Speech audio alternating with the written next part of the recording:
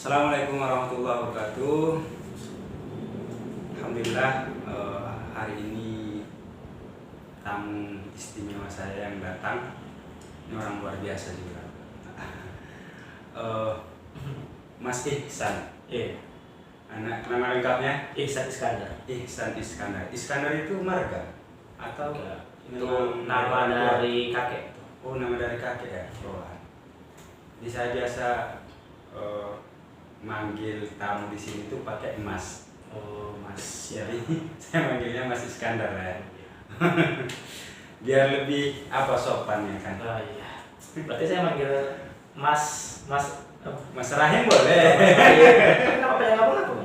Abdul Rahim. Abdul Rahim. Iya. Disingkat ABD. Itu pemberian dari kepala sekolah SD saya dulu. Itu bukan kakek. Kami biasa kakek Enggak. Jadi kan nama saya Abdul Rahim. Iya. Jadi disingkatnya dijajah itu ABD Rahim. Oh. Dan saya merasa agak unik juga saya tengok ABD itu kan. Jadi agak beda dari yang lain. Jadi saya nikmati aja lah. Wah, cocok. Kalau ABC apa berarti? Iya. Jadi ada juga kawan-kawan yang manggil itu ABD gitu. Sebagian. Tapi yang lebih Rahim. Kalau di kampung mungkin ABD ya. Sebagian kawan sih yang ABD. Jadi Mas Ihsan, banyak yang bisa kita obrolkan dengan beliau. Yang pertama yang mau kita tanya yang ringan-ringan. Udah malam, berat langsung. Pemanasan dulu ya, Bang. Iya, pemanasan dulu. Sahabat-sahabat sekalian yang perlu tahu, beliau ini saking luar biasanya dan saya berterima kasih banyak sudah sempatkan datang dari tidurnya. Sudah tidur datang lagi sini.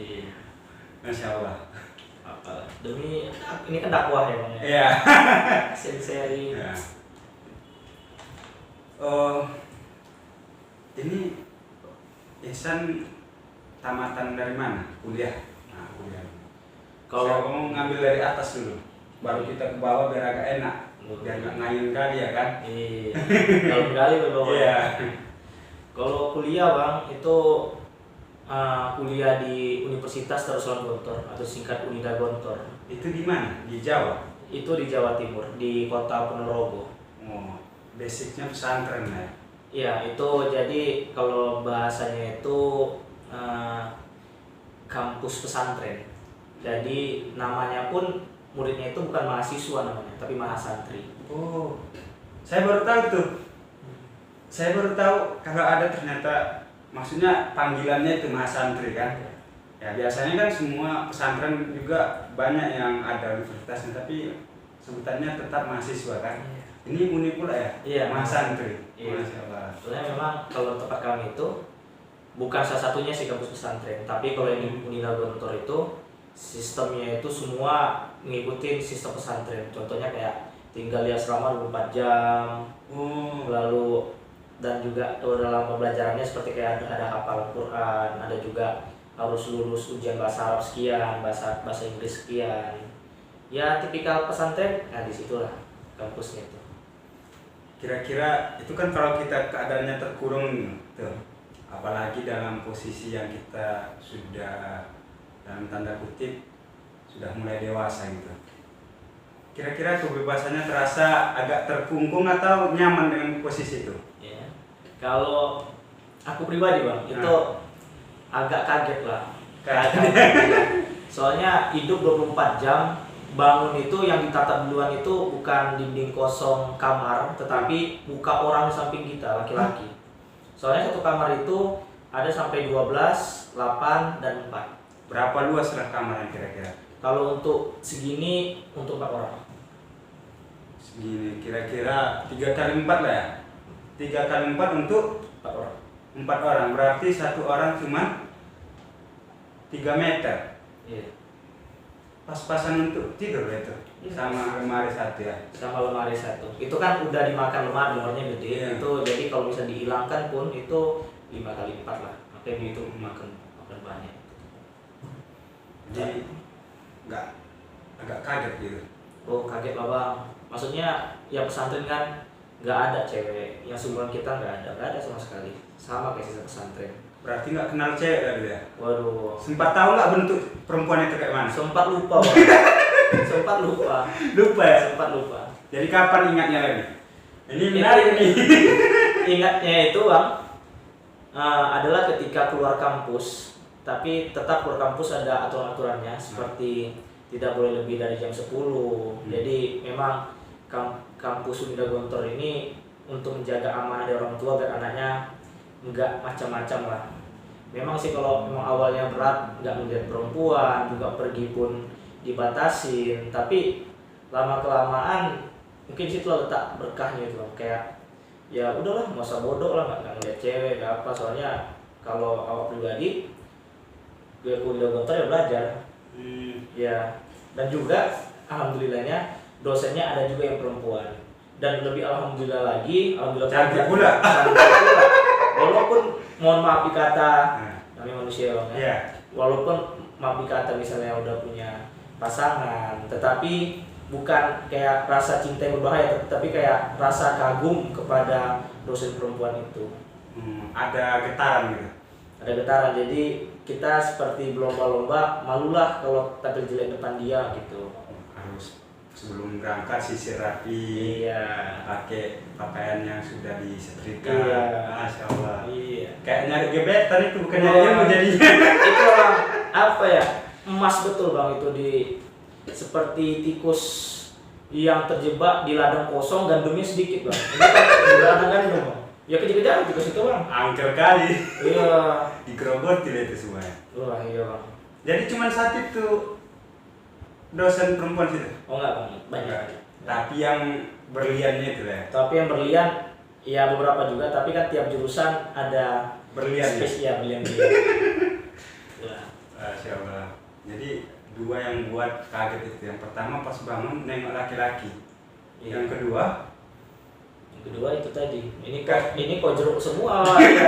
Nah, tapi itu kayak kadang kita lagi motivasi pengen tampil depan cewek, jadi walaupun gak ada cewek ya mikirnya orang rumah aja lah gitu kalau mau motivasi. Ini sahabat-sahabat sekalian, luar biasa ini. Berapa lama itu dia rasakan?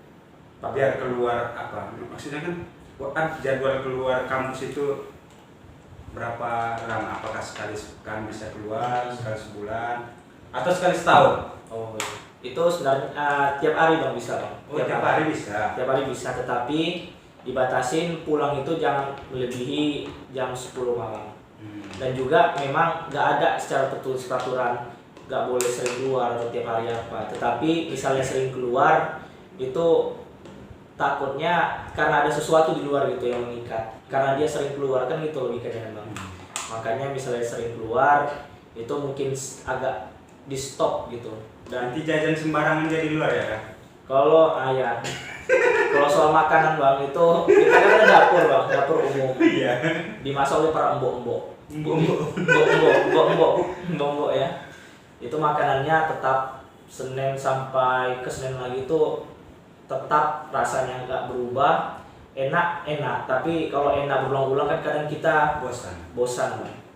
Jadi keluar makan itu jadi kesenangan tersendiri, tetapi ada satu peraturan fatal Bang, nggak boleh pacaran. Jadi kalau ketahuan pacaran Bang, nggak ada sanksi lain selain dikeluarkan. Berarti itu betul-betul menerapkan Islam itu ya? Iya. Jadi kalau banyak sekolah kayak gitu saya rasa luar biasa. Tapi masalahnya gak tahan pula ya kan? Iya, ini kekuatan mental lah Bang. Karena mungkin dikirakan orang tua juga ya kan? Iya. Ya banyak ngasih biaya, Iya. ngasih kita baju, ngasih jajan, bayar uang kuliah kita. Maka nggak apa-apa ditahankan ya kan? Iya. Nah, contohnya. Ke Jawa Timur, jauh-jauh ke Medan. Ya pertama transportasi nggak murah ya Bang ya. Nggak murah? Transportasi itu nggak murah Bang. Berapa ongkos? Pesawat Bang. Wow. Ada sampai 1 juta. Berani naik pesawat? 1.500 berani Bang. Nggak baca Yasin pas di atas pesawat, pas mau take off. Kalau sudah di atas abah koro Bang selesai.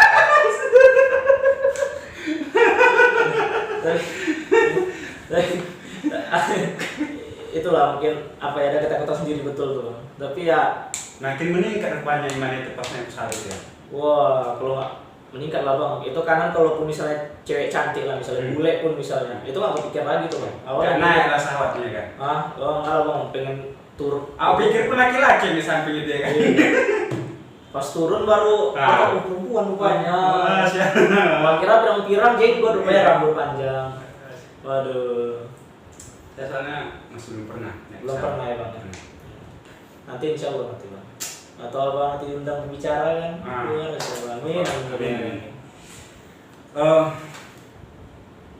Backgroundnya ini luar biasa, agama kali. Kalau jurusan enggak bang? Saya malah jurusan itu buku-buku yang nggak ada tulisan bahasa Arabnya. Apa? Ada tapi sedikit. Jurusan itu apa? Jurusan hubungan internasional dalam Fakultas Humaniora. Wow. Jadi singkat cerita itu pembahasan tentang bagaimana dinamika hubungan negara dan negara. Antara negara semua. Hubungan diplomasi. Hubungan dia benar. Udah cocok lah bang. Masuk HI bang. S2. Jadi udah dipelajari lah semua hubungannya ya. Kayak mana apa yang dipelajari sana? Saya kurang paham juga.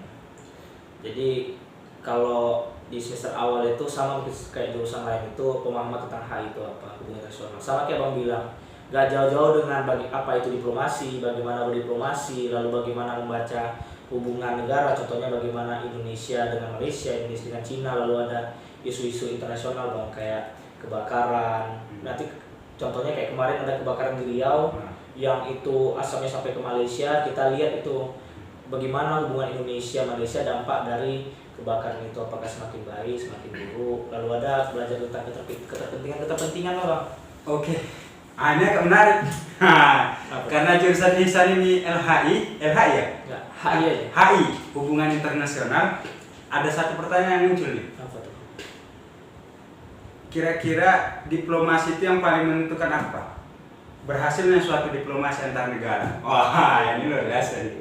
Iya. Karena kan orang tahu diplomasi itu jago ngomong gitu kan. Apa kamu mungkin cuma jago ngomong aja, bercakap-cakap udah tercapai diplomasi kita dengan negara lain?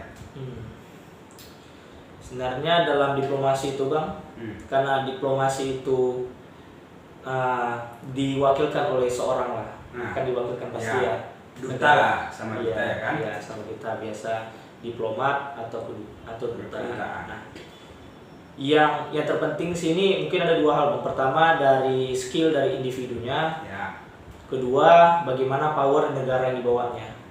Dua itu aja bang. Pertama kita bahas dari skillnya bang. Misalnya ini memang diplomat atau kedutanya itu handal dalam berbicara.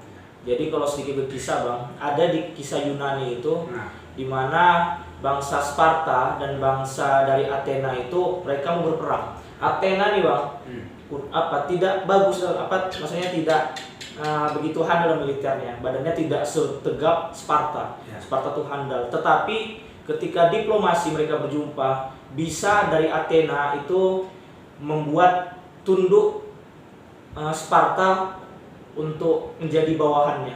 Padahal kalau secara kekuatan itu Sparta lebih kuat bang. Nah rupanya dari Athena ini mereka pandai ngomong. Mereka bilang bahwa jika kau gini-gini kami akan memberikan kesempatan untuk gini-gini. Lalu nah disitulah salah satunya bahwa skill dari seorang diplomat atau keduta itu menjadi peran besar. Lalu yang kedua tadi negara. Powernya.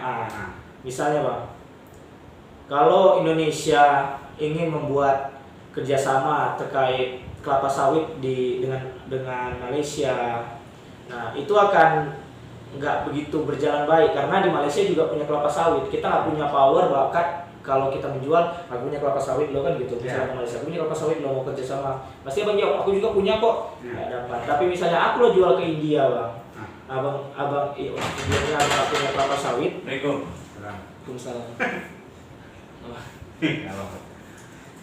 Jual kelapa sawit. Nah, abang bisa terima, oh ya silakan. Nah, aku punya power di sana. Aku punya kelebihan. Aku punya kepentingan, abang juga punya kepentingan. Artinya kan diplomat itu ada timbal balik kan? Iya. Kau tawar, apa yang kau kasih sama kami dari tawaran itu gitu kan? Betul. Kalau nggak ada yang dibawa, cakap-cakap aja nggak diterima berarti diplomatnya kan? Nggak diterima.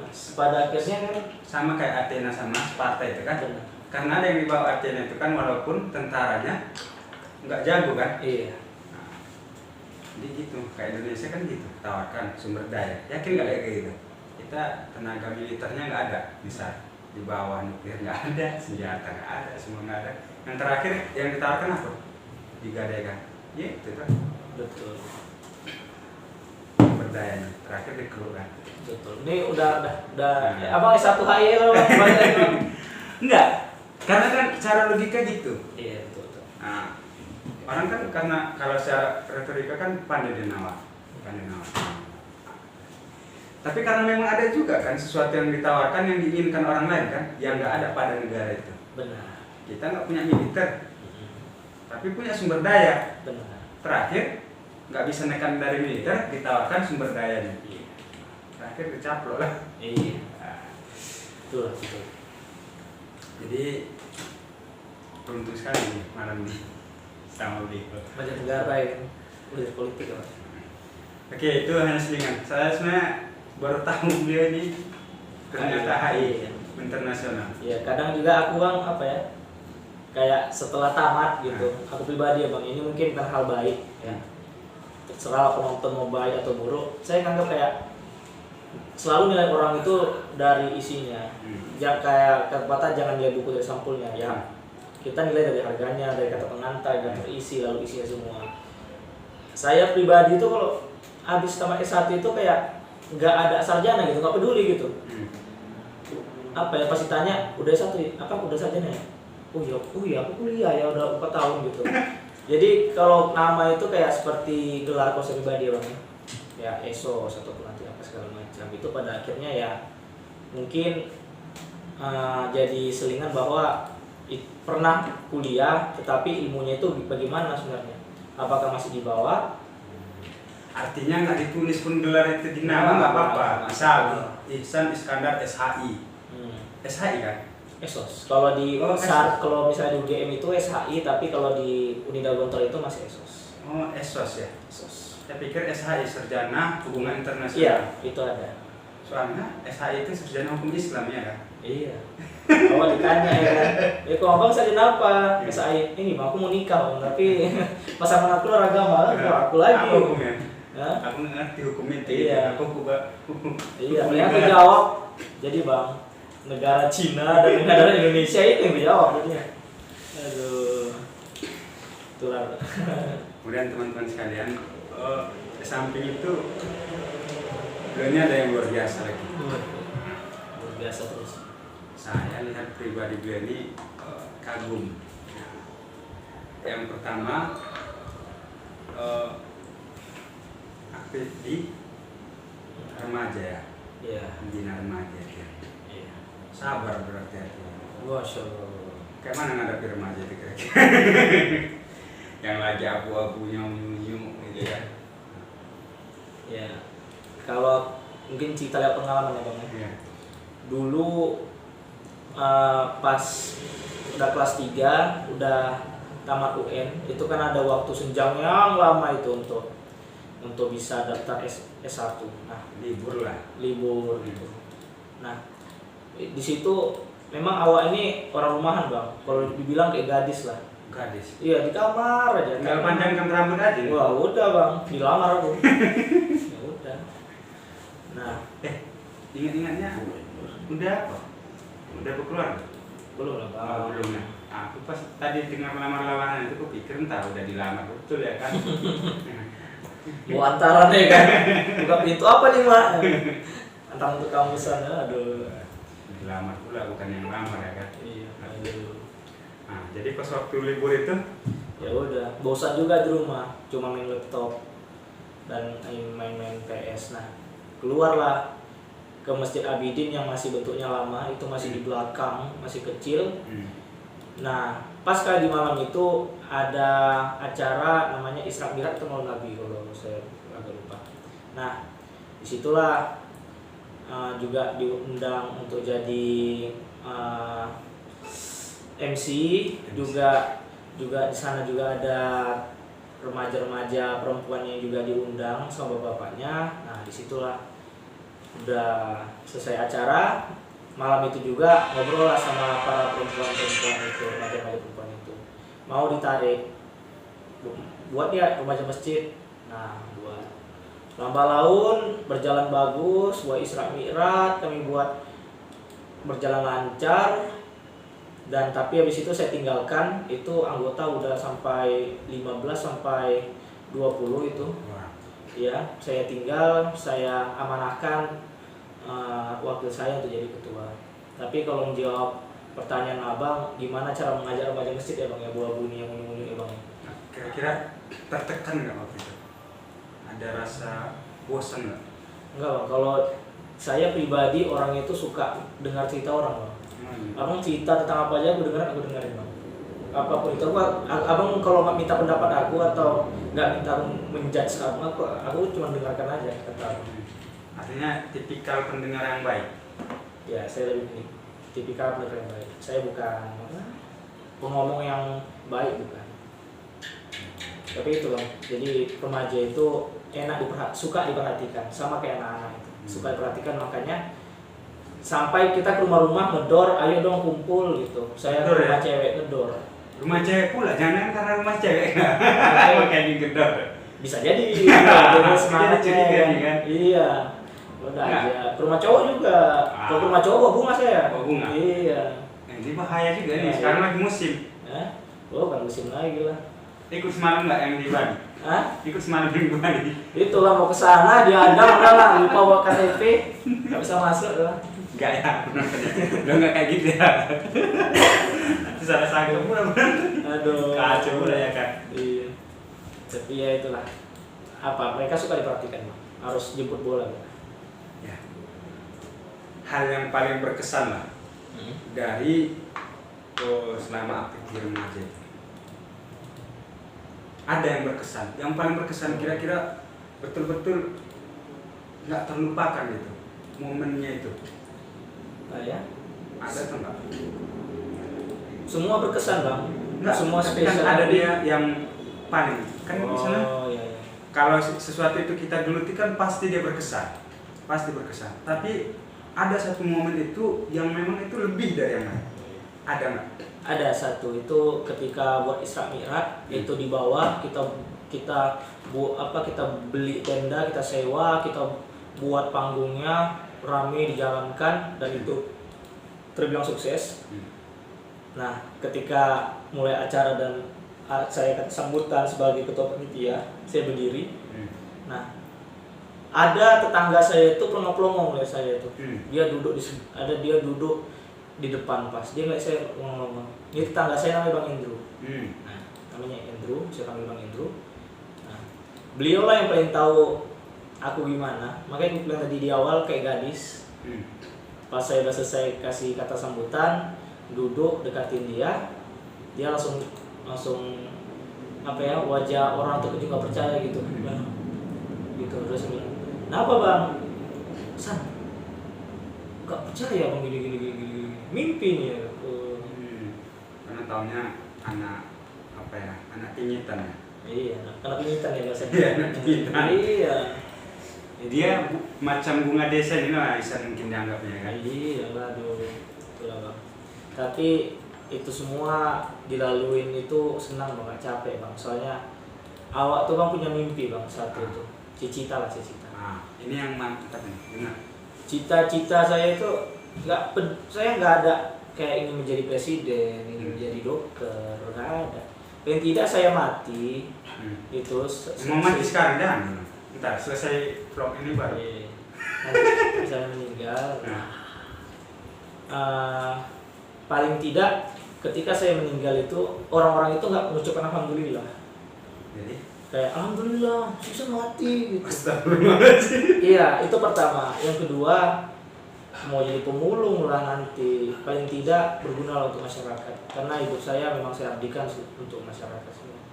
Makanya saya juga nggak peduli apa yang saya lakukan untuk umat, untuk masyarakat sekitar rumah itu menjadi cibiran atau nggak suka masyarakat. Tapi paling tidak, kalau berguna lah untuk masyarakat. Penting kita kerja, apa yang bisa kita buat kerja. Mau dinilai orang baik, nilai lah. Mau nggak baik, terserah. Yang penting kita jalan terus, gitu prinsipnya. Iya. Masya Allah. Jadi rupanya dua ini mentalnya udah luar biasa. kalau kita di Indonesia ini punya pemuda-pemuda kayak gini, Mas Ihsan ini, pemimpin-pemimpin kita kayak gini, insya Allah ada yang bisa berani mengorbankan perasaan ya kan, umat ini. Coba aku potong nih bang, Iya. keterangannya. Terlepas dari apa yang bilang tuh bang, jadi kan abang maksudkan memang kayak kita membutuhkan pemuda yang ada syarat-syaratnya ya. Iya. Jadi saya mikir kayak gini bang selalu bang. Soekarno itu pernah bilang, beri saya 10 pemuda akan saya guncangkan dunia. Iya. Nah, kalau ada 50 juta pemuda di Indonesia, seharusnya udah 5 juta kali bumi berguncang bang. Tapi kenapa cuma berapa kali? Tapi sering juga di sini aku berbincang. Oh sering kali itu lanjutan ya bang. Nah, saya mikir bahwa kenapa cuma beberapa kali itu guncang? Kenapa terguncang ketika ada Gempa. Enggak, ketika Gojek yang menggemparkan ini perekonomian, lalu ada bocah umur 16 tahun bisa menghack satelit NASA. Itu sesuatu yang mengguncangkan bang kalau bagi saya itu. Tapi kenapa nggak sampai 5 juta kali? Betul tadi aku setuju sama bang, bahwa memang menjadi pemuda itu harus ada syarat-syaratnya. Tapi kalau bagi saya ya, di sisa itu kan hidup cuma sekali ya bang. Yang selebihnya itu yang di akhirat kan bang. Ya udah hidupnya yang sekali ya hidupnya berarti. Tapi fenomenanya sekarang itu kan kalau kita lihat sebenarnya pemuda itu hilang arah. Makanya nggak bisa guncangkan apa-apa. Jangan kan mengguncang. Dia aja asik berputar-putar cuman mau guncang. Terakhir dia sendiri yang mengguncang. Iya kan? Jadi ini yang memang kita perlukan. Makanya teman-teman sekalian, saya mau sampaikan begini. Kalau ada yang menganggap saya bisa mengundang siapapun itu, nggak artis yang mengundang, nggak rokok, nggak apa. Saya yakin prinsip saya, siapapun orangnya pasti memiliki hal lebih untuk diberikan pelajaran kepada orang lain, walaupun itu hal buruk. Jadi misalnya ini luar biasa. Saya sangat, kalau saya jumpa lah orang-orang kayak gini, bisa duduk bersama, sama-sama membangun bangsa ini, insya Allah. Insya Allah abang pemimpinnya waktu mudanya. Kalau saya enggak, saya kayak gini aja. Saya cita-cita saya nggak tingginya. Apa tuh? Ada nanti. Siap. Di episode ke berapa ratus bang? Nanti di 2045. 2005 ya. 2045 nanti. Di layar TV bilangnya ya. Oh. Insya Allah. Insya Allah nanti 2045 insya Allah nampak. Amin. Mungkin nampak batu nisan tadi. Wow. Itu kan hal terbaik tuh. Apa tadi? Itu kan hal terbaik yang pernah Ihsan alami, yang Ihsan rasakan. Sekarang saya mau nanya, pernah mengalami hal terburuk, yang betul-betul buruk dari yang terburuk? Buruk dan terburuk. Yang paling apa namanya? Ya, yang paling mengecewakan lah. Nah ya.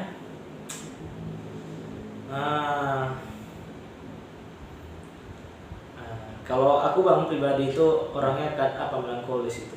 Jadi saya juga penulis. Jadi beberapa lah ada cerpen, puisi dan juga novel ongoing itu saya tulis di Wattpad.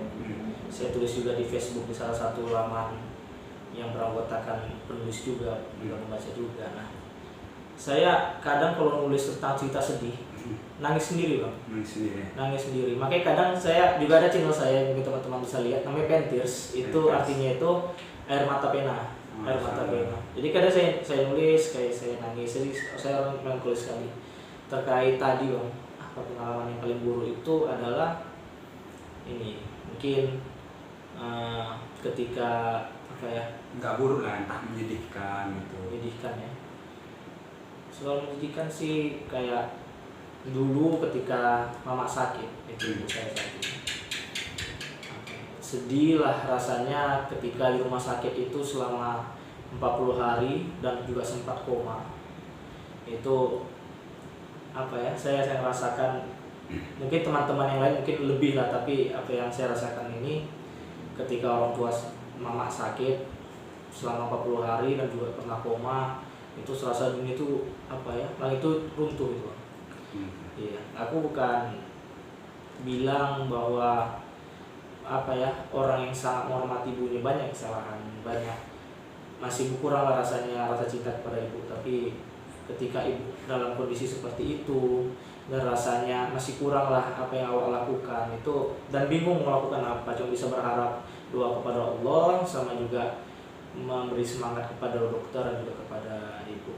Itu rasanya apa yang udah lakuin untuk ibu kan gitu. Teringat semuanya.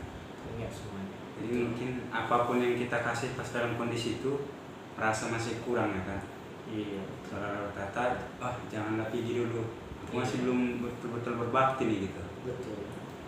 Kalau pergi sekarang, kayak mana lagi? Apa yang mau kuberi lagi nih? Gitu. Iya. Iya itu betul ya. Iya kan? Betul. Makanya mungkin guncangannya. Mungkin bukan karena kita bukan karena kita nggak pernah berbuat baik begitu, tapi karena kondisi orang tua kita itu memprihatinkan. Yang terakhir begitu, datang ketidakpuasan kita berbuat untuk orang tua kita. Mungkin itulah yang namanya penyesalan ya Bang. Iya, penyesalan. Sebenarnya bukan. Ya begitulah. Kadang-kadang kan kita memang pada kondisi-kondisi itu baru ingat ternyata kita ini masih belum ngasih apa-apa. Gitu. Nah, selama ini mungkin meskipun kita kasih uang beratus-ratus juta udah sukses kan, tapi pas kondisi kayak gitu ya khawatir juga kan. Tapi pas sehat orangnya, kita nggak biasa aja. Udah aku kasih kok uang 100 juta, udah aku beli rumah, aku kasih sawah, aku kasih ini, aku kasih mobil semua, apa lagi? Nah gitu kan. Tapi pas sakit barulah mungkin, masih kurang. Karena kan ini ya Bang ya. Mantan istri kan ada, tapi kan nggak ada pernah namanya mantan ibu ya. Oh nggak ada. Mantan anak pun nggak ada. Iya. Di sahabat-sahabat sekalian, kesannya adalah orang tua kita itu luar biasa. Saya pernah bilang sama orang-orang itu, mau kita nggak begitu dikasih sayang orang tua, nggak dicukupi, nggak dihiraukan, tapi mau kayak manapun orang tua kita itu adalah orang yang menunjuki kita bahwa dunia ini terang. Kalau nggak dia nggak tahu kita dunia ini terang, nggak lahir kan? Iya. Oke sahabat-sahabat sekalian, saya terbawa perasaan jadinya nih. Ini kalau saya lihat karakter kalau sahabat itu, Mas Ihsan ini mengingatkan hatinya yang lembut, yang suka nangis itu semacam Abu Bakar. Nah, itu kan mudah tersentuh hatinya itu. Jadi nggak peduli kata orang, tapi ya yang penting jalan aja. Kita berharap pemikiran-pemikiran kayak gini nyampe juga ke orang lain. Sama halnya kayak saya paling penting itu buat channel YouTube ini, ya minimal pemikiran yang orang yang saya undang ada yang baik bisa diambil orang lain gitu. Nah, mudah-mudahan kita sama-sama jadi orang yang bisa memperbaiki. Kita punya potensi masing-masing. Ya. Tiada kita spesial ya Bang. Iya, nggak ada. Walaupun itu bodoh kali, nggak bisa apapun dia. Pasti ada yang spesial dari dia, yang mungkin orang lain yang pintar itu nggak memiliki. Nah, makanya kita nggak boleh cemooh, biar aja orang cemooh, terserah aja gitu kan. Ada kira-kira kata-kata terakhir untuk penonton? Karena beliau ini adalah seorang penulis, saya yakin kata-kata mutiaranya banyak untuk memotivasi kita. Biasanya beberapa hari ini yang saya undang itu agak-agak hancur. Jadi ini kita momennya momen serius. Ada kira-kira yang mau disampaikan? Terutama ini kan bahas pemuda. Mudah-mudahan karena Ihsan juga sering bergelut di dunia kepemudaan, ada perasaan yang ingin disampaikan kepada pemuda ini. Mudah-mudahan mereka bisa tersampaikan. Kalau ditanya apa kunci sukses kehidupan, sukses itu kalau saya pribadi itu mau bagi-bagi banyak hal. Sukses menjadi anak, sukses menjadi pendidik, sukses menjadi pedagang misalnya. Jadi akan lebih mudah sukseslah menjadi anak dan mencintai ibu kita, mencintai bapak kita. Karena hidup kita, mungkin kita akan hidup 60 tahun lagi, tapi orang tua kita yang sudah tua mungkin berumur lebih pendek pada kita. Sukses menjadi pendidik, ilmu apapun yang kita dapat, sebarkanlah, itu akan jadi amal jariah dan dia akan mengajarkannya kepada anak-anak dan anaknya. Sukses menjadi pedagang, bahwa memang segala uang itu bukan segalanya, tetapi hampir segalanya itu membutuhkan uang. Maka kita baik secara ekonomi, maka kita bisa menghidupkan dan membantu orang lain. 3 sukses itu harus kita raih, harus kita terapkan, tidak ada pertanyaan. Hidup hanya sekali, hidup yang berarti. Oke, tagline-nya hidup hanya sekali, Hidup yang berarti. hidup yang berarti. Semua pasti berarti. Artinya apa? Kita yang paling tahu arti hidup kita. Baik teman-teman sekalian, sampai sini perbincangan kita sama Mas Ihsan. Saya pribadi terima kasih banyak. Sama-sama saya juga. Terima kasih banyak. Mudah-mudahan yang dicita-citakan sebagai pemuda, yang direncanakan sebagai visinya terwujud. Kita doakan yang terbaik. Saya juga berharap mungkin udah sukses ya kan, channelnya banyak, penonton juga merasa mendapat ilmu banyak dan juga terhibur.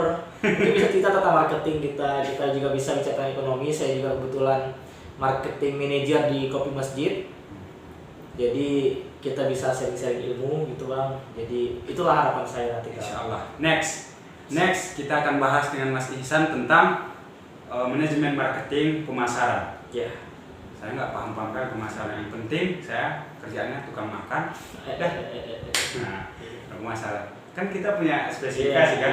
Saya tukang makan, Anda tukang pasaran makanan. Anda jual, saya beli, saya makan. Udah. Yang pengawin abang itulah kerja aku bang. Iya. Oke, terima kasih. Siap. Assalamualaikum warahmatullahi wabarakatuh. Waalaikumsalam.